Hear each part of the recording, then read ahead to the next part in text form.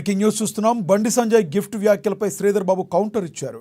మేము బీజేపీకి ఎన్నో గిఫ్ట్లు ఇచ్చామని, త్వరలోనే బీజేపీకి మరో గిఫ్ట్ ఇస్తామని మంత్రి అన్నారు. ఎమ్మెల్సీ ఎన్నికల తీర్పును గౌరవిస్తున్నామని వాపోయారు. కాంగ్రెస్ను ఓడగొట్టేందుకు బీఆర్ఎస్ బీజేపీ చీకటి ఒప్పందం చేసుకున్నాయన్నారు. బీఆర్ఎస్ అభ్యర్థిని ఎందుకు నిలబెట్టలేదన్నారు. బీజేపీకి తోడుగా బీఆర్ఎస్ నిలబడిందని తెలిపారు.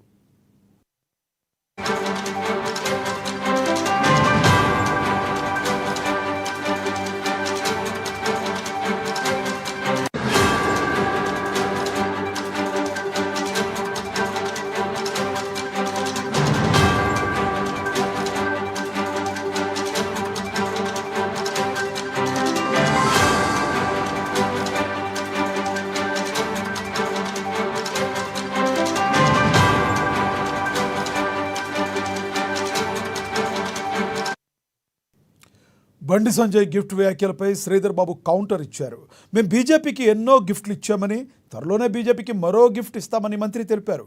ఎమ్మెల్సీ ఎన్నికలు తీర్పును గౌరవిస్తున్నామని వాపోయారు. కాంగ్రెస్ను ఓడగొట్టేందుకు బీఆర్ఎస్ చీకటి ఒప్పందం చేసుకుందన్నారు. బీఆర్ఎస్ అభ్యర్థిని ఎందుకు నిలబెట్టలేదన్నారు. బీజేపీకి తోడుగా బీఆర్ఎస్ నిలబడిందన్నారు. బీఆర్ఎస్ నేను చెప్పినప్పుడు 2-3 రోజుల ముందు కూడా స్పష్టంగా అన్ని హంగులాలతో బీజేపీ గెలవాలని ప్రయత్నం చేశారు.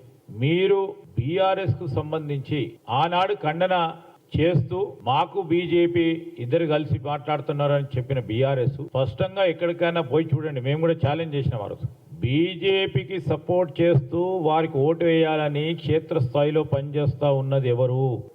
ఏదైనా గ్రామానికి వెళ్ళి చూస్తామని చెప్పినారు. ఛాలెంజ్ కూడా చేసినాం. ఈరోజు రెండు కలిపి ఒక ప్రయత్నం చేసినాం. నేనంటే ఉన్నా పాపం రవీందర్ సింగ్ నేను బీఆర్ఎస్ నుంచి నేను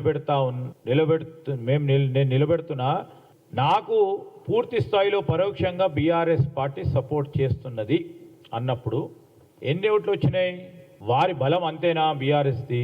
వారికి ఉన్న బలం అంతా కూడా బీజేపీకి సపోర్ట్ చేస్తే వారికి బీజేపీ మధ్య గల సత్సంబంధాలు, ఆ బంధం ఇంకా పటిష్టంగా ఒక ఫెవికాల్ బాండ్గా ఏర్పడాలనే ఆలోచనతోనే ఓ ప్రయత్నం చేసిండ్రు. ఎన్నికలు కనుక ఒకసారి ఓటమి ఉంటుంది, ఒకసారి గెలుపు ఉంటుంది. డెఫినెట్లీ మేము ఇవన్నీ కూడా ఆలోచన చేస్తాం. ఇప్పటికైనా కాంగ్రెస్ పార్టీ ఒక సిద్ధాంతం, సెక్యులర్ సిద్ధాంతంపై నడిచే పార్టీ. ఆ సిద్ధాంతాన్ని నమ్ముకొని ముందుకెళ్తాం. ఒక పక్షాన ప్రభుత్వం చేస్తూ ఉన్న సంక్షేమ అభివృద్ధి కార్యక్రమాలు చెప్తూ పార్టీ పరంగా రాబోయే కాలంలో సంస్థాగతంగా కూడా బలపడటానికి అనేక చర్యలు తీసుకుంటాం, ముందుకు తీసుకెళ్తాం. ఎక్కడైతే చిన్న లోపాలు ఉన్నాయో ఆ లోపాలను కూడా సవరణ చేసుకుంటాం. ఇప్పుడు కులగణనకు సంబంధించిన ఎన్నిక కాదు ఇది. కులగణన మొదలుపెట్టాం, దాని ఫలితాలు కనబడే తరుణంలో మేము ఈరోజు రాహుల్ గాంధీ గారు స్పష్టంగా చెప్పినారు, మేము ఈరోజు కులగణన చేస్తూ ఉన్నామంటే రాజకీయాల గురించి కాదు, ఓట్లు పడతాయని కాదు, ఓట్లు పడవని కాదని స్పష్టంగా చెప్పాను. So we never use this platform. ఈ రోజు కులగణన చేస్తూ ఉన్నాం,